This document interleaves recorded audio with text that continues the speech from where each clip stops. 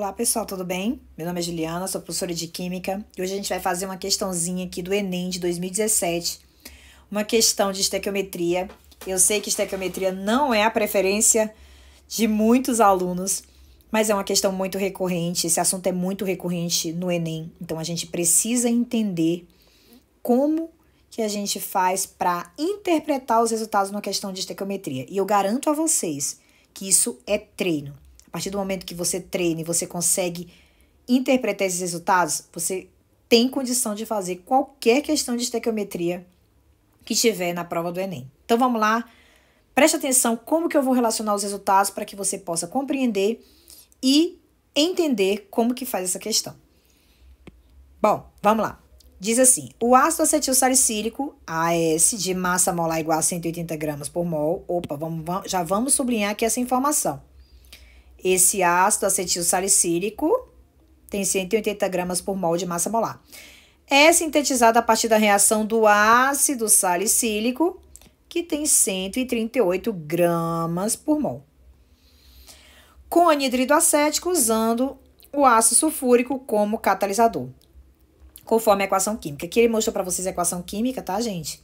Essa equação química é uma equação que é orgânica. Então, normalmente as equações orgânicas, elas já vêm balanceadas. Então, significa que 1 mol desse cara reage com 1 mol desse para produzir 1 mol desse e 1 mol desse aqui.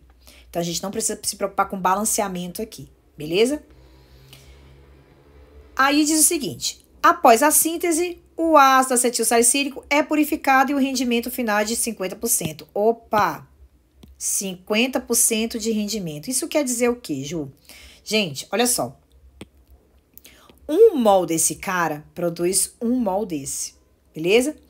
Em outras palavras, eu posso dizer que 138 gramas de ácido salicílico produziriam 180 gramas de ácido salicílico.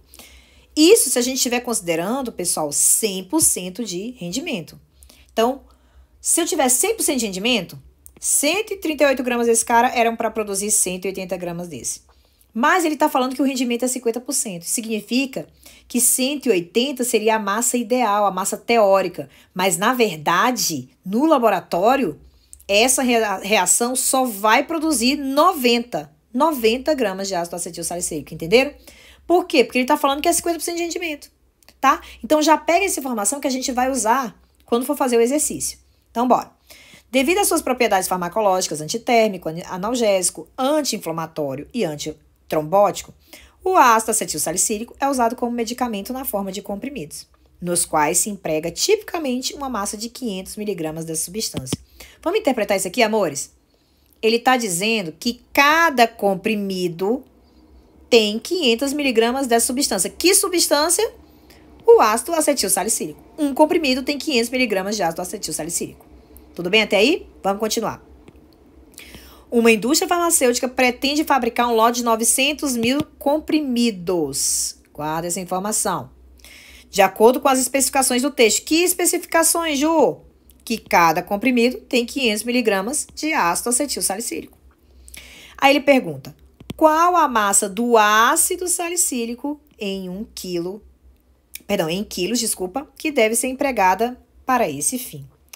Meninos, aqui a gente tem que aprender a interpretar essas questões.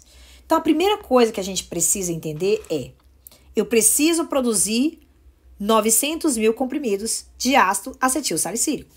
E eu sei que um comprimido de ácido acetil salicílico tem 500 miligramas desse princípio ativo, que é o ácido acetil salicílico. Que eu posso dizer, se eu quiser melhorar aqui minhas contas, que são 0,5 gramas, porque 500 miligramas equivale a 0,5 gramas. Mas, queridos, ele não quer fazer um lote de 900 mil comprimidos? Então, vamos entender quanto que eu preciso de ácido acetil salicílico para isso.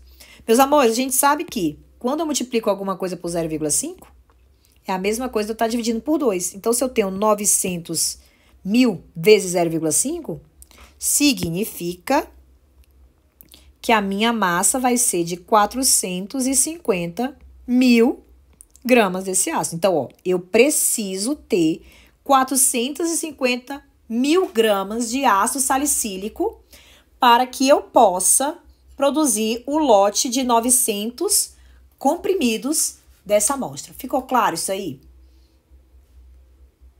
Beleza? Então, vamos lá.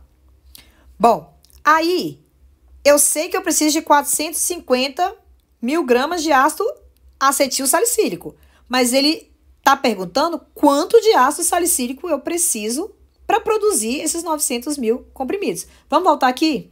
Lembra que eu falei para vocês que 138 gramas do ácido produziriam 180 gramas se a gente estivesse falando de 100%? Mas, na verdade, a gente está falando de 50% de rendimento. Então, vamos fazer aqui uma continha, ó. Eu sei que 138 gramas de ácido salicílico produziriam 180 gramas de ácido acetil salicílico. Beleza? Isso se eu estivesse falando de um rendimento de 100%, mas a questão me diz que o rendimento é 50%. Então, a gente pode multiplicar isso aqui por 0,5, já para garantir que a gente está entendendo que é só 90 gramas e não 180. E aí, eu quero saber qual é a massa do ácido salicílico que eu preciso para produzir 450 mil gramas de ácido acetil salicílico. Vamos lembrar que isso aqui é o ácido acetil salicílico, tá? E aqui é o ácido salicílico. Pronto, gente. Agora é só a gente resolver essa continha. Vamos lembrar aqui, ó. Acabei de dizer para vocês que 180 vezes 0,5, isso aqui vai me dar 90. Posso dividir 90 com 450, isso aqui vai ficar 5. E aí, os 3 zeros, eu fico 5 mil. E agora, a minha continha vai ser multiplicar 138 por 5 mil.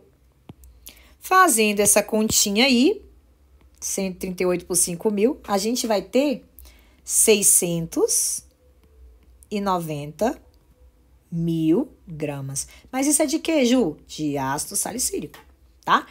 Então, 690 mil gramas de ácido salicílico vão produzir 450 mil gramas de ácido acetil salicílico. Mas, gente, ele pediu a questão em quilos, né? A resposta em quilos. E a gente sabe que 1 quilo tem 1000 gramas. Então, se eu quero transformar gramas para quilo, é só eu dividir esse valor por 1000, né? Divide isso aqui por 1000. E aí, eu vou ter a resposta em quilo, que vai dar 690 quilos, que é o gabarito da nossa questão. Letra D de dado.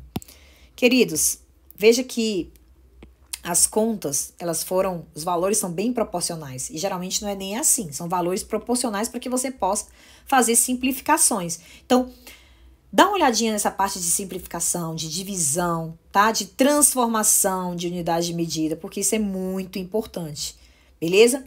Dá mais uma olhadinha em como que eu relacionei os valores à equação química até chegar aqui no valor final, porque isso também é muito importante. A interpretação é muito importante, tá bom?